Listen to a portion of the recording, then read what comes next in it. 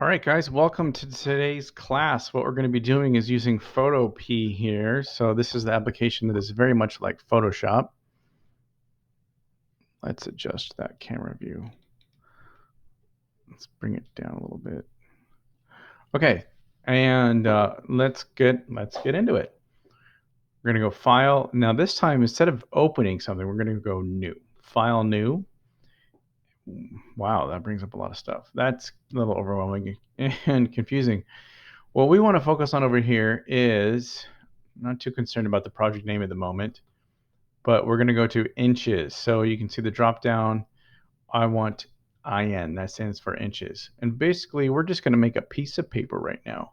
So the width is going to be 8.5 and the height is going to be 11 and the DPI 150. Now, for background, we're going to go white and create. So this is going to create a white document. All right, like a piece of paper. And now what we can do is go File, Open in Place. So you've already gone through and you've done your pictures. Like, here's a great one. Let's open that. Now it's going to place it into this document. And what we want to do is put 4 of our images together. So I've got it in here. This is called the transformation box that's still up. If I hold, I'm going to make it smaller. Now, I need to hold Shift to keep the proportions correctly. If I'm not holding Shift, I get something like this. And we've all seen the bad PowerPoint, of a picture that looks like that. It just doesn't look right. Hold Shift, okay? And then press Enter. So, File, Open in Place. And, let's get, this one was a really good one as well. I'm going to place that one in there. Yeah. Okay, so we're going to scale this down. Remember to hold Shift again. And I'm just going to bring the 4 pictures in and then resize or make it look a little more aesthetically pleasing. I liked this one a lot too, and this was a real winner. Hold Shift. Keep those proportions right. Okay, so I got to bring in one more picture. File, Open in Place. And again, I'm just pulling all the images from my my download folder.